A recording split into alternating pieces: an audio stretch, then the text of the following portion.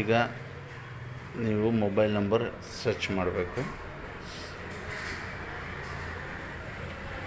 Search ಮಾಡಿದ ಮೇಲೆ ಇಲ್ಲಿ ನೋಡಿ ಫಾಸ್ಟ್ಯಾಗ್ ರೀಚಾರ್ಜ್ ಅಂತ ಆಪ್ಷನ್ ತೋರಿಸ್ತಾ ಇದೆಯಲ್ಲ, ಇದನ್ನು ಕ್ಲಿಕ್ ಮಾಡಬೇಕು. ಕ್ಲಿಕ್ ಮಾಡಿದ ಮೇಲೆ ಇಲ್ಲಿ ಬ್ಯಾಂಕ್ಗಳು ಸರ್ವಿಸ್ ಕೇಳ್ತಾ ಇದೆ. ಸೊ ಈಗ SBI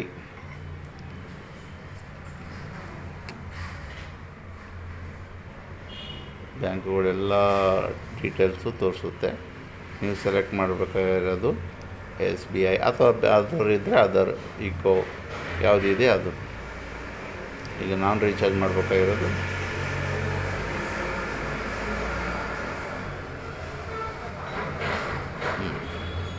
ಸೊ ಇಲ್ಲಿ ಗಾಡಿ ನಂಬರ್ ಹಾಕಿ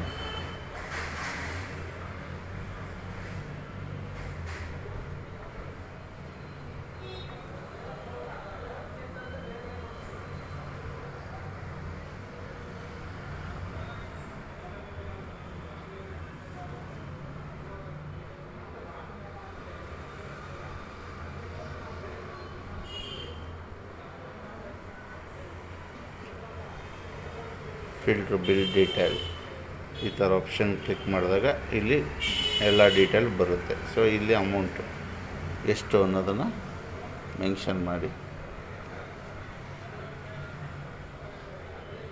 ಕ್ಯಾಲ್ಕುಲೇಟ್ ಚಾರ್ಜಸ್. ಸೊ ಇಲ್ಲಿ 0 ಬಂದಿದೆ. ಸೊ ಯಾವುದೇ ಚಾರ್ಜಸ್ ಬೀಳಲ್ಲ. ನೆಕ್ಸ್ಟ್. ಸೊ ಇಲ್ಲಿ ರೀಚಾರ್ಜ್ ಆಗಿದೆ. ಇಲ್ಲಿ ನೀವು ಬೇಕಾದರೆ ಪ್ರಿಂಟ್ ಅಂತಿದೆ, ಪ್ರಿಂಟ್ ಅಂತ ಕೊಟ್ಟರೆ ಹಿಂದ್ಗಡೆ ಪ್ರಿಂಟ್ ಬರುತ್ತೆ. ಇಲ್ಲ ಅಂದರೆ ಶೇರ್ ಮಾಡ್ಬೋದು, ಇಲ್ಲ ಡೌನ್ಲೋಡ್ ಮಾಡ್ಕೊಬೋದು. ಇದು ಯಾವ ರೀತಿ ಫಾಸ್ಟ್ಯಾಗಿ ರೀಚಾರ್ಜ್ ಮಾಡೋದು ಅನ್ನೋದ್ರ ಬಗ್ಗೆ ನಾವು ಈಗ ತಿಳಿದುಕೊಂಡಿದ್ದೀವಿ. Thank you.